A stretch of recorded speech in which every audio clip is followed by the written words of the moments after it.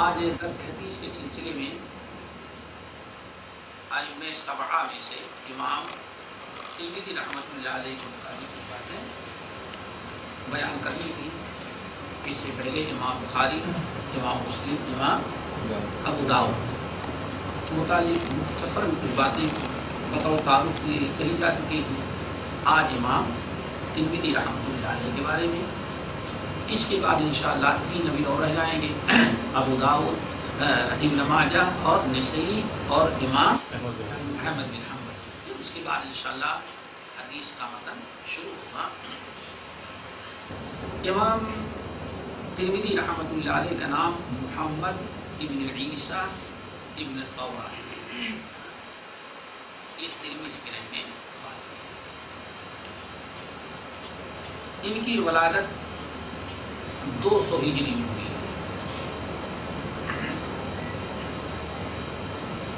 ان کے اساتذہ میں سے امام بخاری، امام مسلم،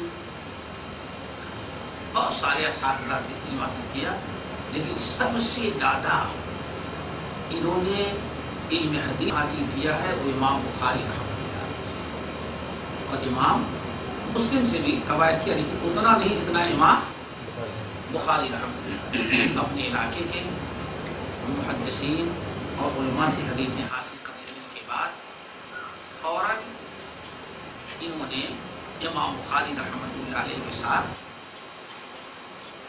ہو گئے، اور آخری دم تک امام بخاری رحمۃ اللہ علیہ کے ساتھ ہی۔ اسی لیے کہا جاتا ہے کہ اس دنیا میں امام بخاری رحمۃ اللہ علیہ کے علم کے سب سے بڑے خلیفہ اور جانشین جو تھے امام ترمذی رحمۃ اللہ علیہ، اور اس کا اندازہ لگتا ہے امام ترمذی رحمۃ اللہ علیہ کی کتابوں سے، خاص طور سے علل کبیر، علل پر 2 کتابیں امام ترمذی رحمۃ اللہ علیہ نے لکھی ہیں۔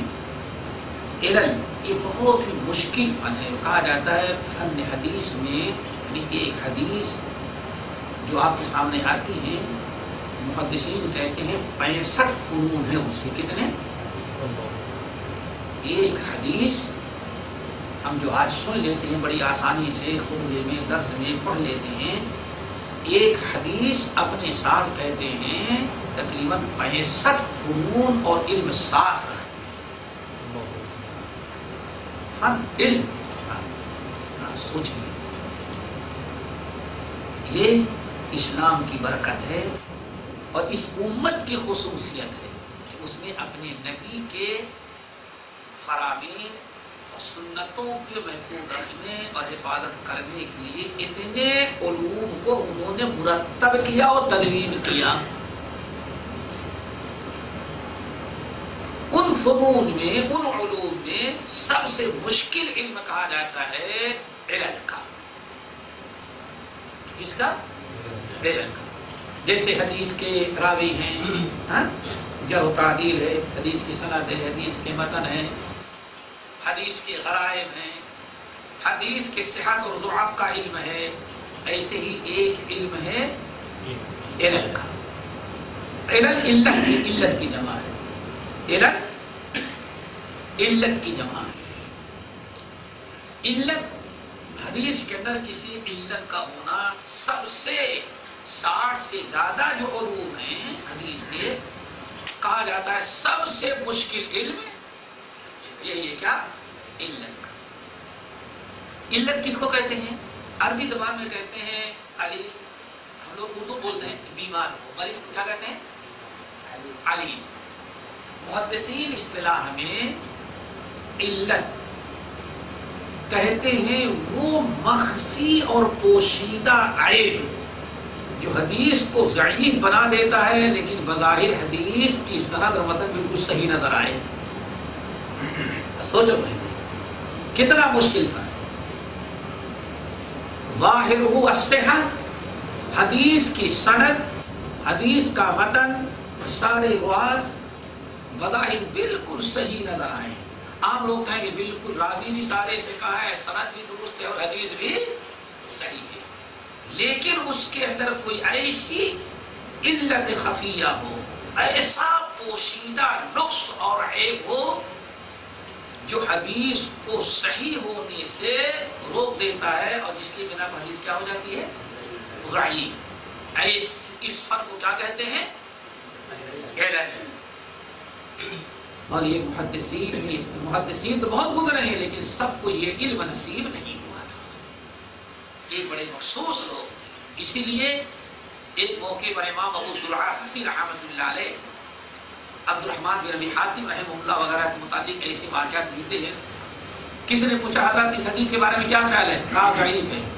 کیا کیوں ضعیف ہے؟ کہ دلیل کے کرا ہوں ضعیف۔ کیا کریں؟ میں تم کو دلیل نہیں دے سکتا بھائی، اتنی پوشیدہ چیز ہے کہ تمہارے ہمارے سمجھانے تمہاری عقل میں نہیں ہے۔ کافر کیسے سمجھیں؟ کہا اچھا فلاں کے پاس جاؤ۔ گیا امام جلال الدین سیوطی رحمۃ اللہ، اس کے بہت سارے واقعات اور دیگر اہل علم نقل کیا۔ جاؤ بھائی فلاں کے پاس جاؤ، وہاں گیا۔ صاحب اس حدیث کے بارے میں کیا خیال ہے؟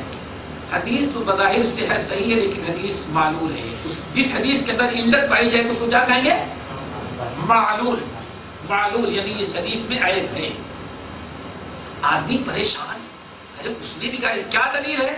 کہا بغیر دلیل کی، وہ دلیل تم نہیں سمجھ سکتے۔ کہا نہیں، ہم نے کچا تیسرے فلاں کے پاس جاؤ۔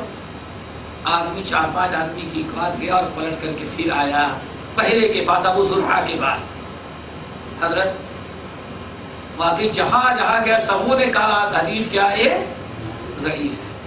کہا بیوقوف، سونا صحیح ہے یا غلط، کھرا ہے یا کھوٹا، ملاوٹ ہے یا خالص، وہ صیرفی یعنی سونار بتاتا ہے، عام لوگ نہیں بتا سکتے۔ عام لوگ تو پیتل کو بھی اگر پانی چڑھا دیا جائے تو کیا سمجھیں گے؟ سونا سمجھیں گے۔ یہ علم جو میں نے تم کو بتایا نا بڑا اہم ہے۔ صیرفی یعنی حدیث کا جو ڈاکٹر ہوگا وہی بتا سکتا ہے کہ یہ حدیث معلوم ہے غیر معلوم ہے۔ امام ترمذی رحمۃ اللہ علیہ نے اس سلسلے میں جن علماء کو اللہ تعالیٰ نے یہ علم دیا، امام عبد الرحمن بن ابی حاتم ہیں، امام ابو زرعہ رازی ہیں، امام عبد الرحمن بن مہدی ہیں، اور امام بخاری، امام ترمذی، امام نسائی پیش ہیں۔ امام ترمذی رحمۃ اللہ علیہ نے 2 کتاب لکھی، علل صغیر اور علل کبیر۔ علل صغیر تو ہند و پاک کے اندر مطبوع ہے اور علل صغیر کبیر اب طبع ہوئی ہے۔ پوری علل کبیر کو پڑھ ڈالے، اللہ اکبر۔ حدیث نقل کرتے ہیں، کہتے ہیں سألت محمدن، میں نے اپنے استاد محمد بن اسماعیل بخاری سے حدیث کے بارے میں پوچھا تو انہوں نے یہ کہا، نوٹ کر دیا۔ پوری کتاب جو ہے امام بخاری رحمۃ اللہ علیہ کے اقوال سے۔ خود سنن جو ہے آپ کی سنن ترمذی، اس میں آپ چلے جائیں، سألت محمدن، اس حدیث کے بارے میں محمد بن اسماعیل البخاری سے پوچھا، انہوں نے جواب دیا، جواب نقل کر کے آئے۔ اسی لیے بل اتفاق علماء کہا جاتا ہے کہ امام بخاری رحمۃ اللہ علیہ کے علوم کے سب سے بڑے وارث اس امت میں جو ہے وہ امام ترمذی رحمۃ اللہ۔ اور امام ترمذی رحمۃ اللہ علیہ یہ بھی نقل کرتے ہیں اپنی سنن کے اندر 2 مقام پر حدیث نقل کریں کہ اس حدیث کو ہمارے استاد نے ہم سے روایت کیا ہے۔ اسی طرح تواضع دیکھو، الحکمت ضالۃ المومن کے تحت علم کے شیدائیوں کو ذرا دیکھو۔ زندگی گزر گئی امام ترمذی رحمۃ اللہ علیہ امام بخاری سے پوچھ کر کے نوٹ کرتے جا رہے ہیں، سب سے بڑے شاگرد ہیں، لیکن جب کہیں مجلس میں تبادلہ خیال ہوا تو پتہ چلا امام بخاری کے پاس وہ حدیث نہیں تھی۔ حدیث کہاں تھی؟ امام ترمذی کے پاس۔ حدثنی یا ابا عیسیٰ، ترمذی طرح پوری حدیث سنا ان کو، تقریباً 2 حدیث